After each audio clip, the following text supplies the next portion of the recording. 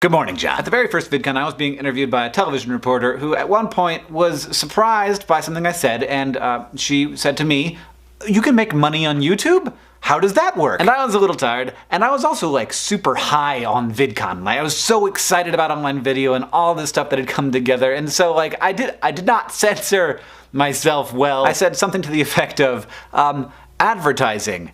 My show has more viewers than yours does. Which I did not intend to be a sick burn. It just came out. Like, that was the thing that was true. But the answer to that question is complicated. And since I think about YouTube a lot, and I think that we should all be more open about how all of these things work, let's do it. Let's talk about how YouTubers make their money. Different kinds of content have to have different kinds of support. Like this right here, very low budget. This is just two guys. We could probably subsist on what we call AdSense and merch. AdSense works for every YouTuber as long as you're not like philosophically opposed to advertising. If you click a little box when you upload your video, YouTube will sell an ad against it, and then it will split the revenue with you. You get 55%. This is kind of wonderful. It is not a common thing among social media sites, though they have started to share some revenue. YouTube started doing it way back in like 2007 and 2008. It's also part of why it's such an appealing place to make stuff, and also part of why it's become harder to break in. Because if there's a way to make money, then people will spend money to make their content look better so that they can compete on the platform. Anyway, YouTube AdSense pretty much stays at the same level, and everybody has access to that, which is really amazing. But at higher levels, you start talking about brand deals, maybe endorsement deals, maybe really good merch stuff, and even eventually getting support from someone else to help realize your vision. Crash Course and SciShow were both funded by grants from YouTube because they wanted more high-quality stuff on the site, so advertisers would be more likely to advertise. Those systems are really hard to democratize and make available to everybody. Now, brand deals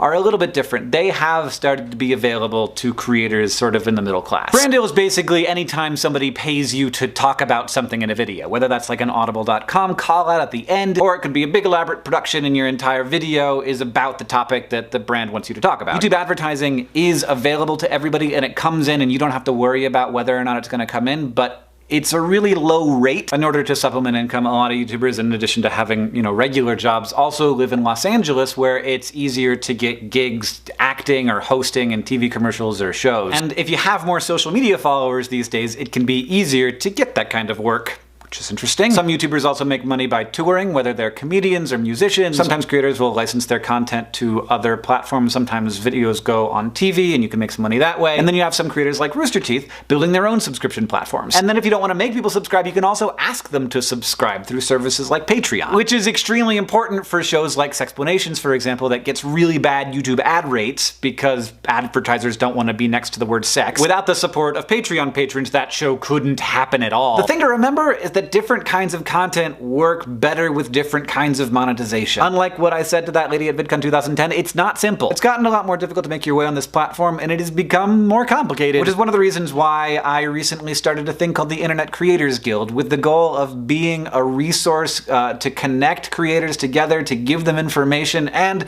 to let them have a unified voice when talking about when things go wrong and what they would like to make them happier. To be clear, I started this thing, but I really don't want to run it. I don't think that I should run it, and I definitely can't. Honestly, I think that I'm too biased to be in charge, so I'm looking forward to eventually stepping back after helping Laura Chernikoff, who's one of the most effective people I've ever met, get established as the executive director of the organization. There is a lot of value that's created by online video, and as different systems evolve for capturing at least some of that value, it just gets more complicated. And as those barriers rise, we need to create systems that keep the benefits of this revolution accessible to the most people possible, and I hope that the Internet Creators Guild can play a part in that. Thanks everybody for listening to this. Hopefully it wasn't too inside baseball. John, I'll see you on Tuesday.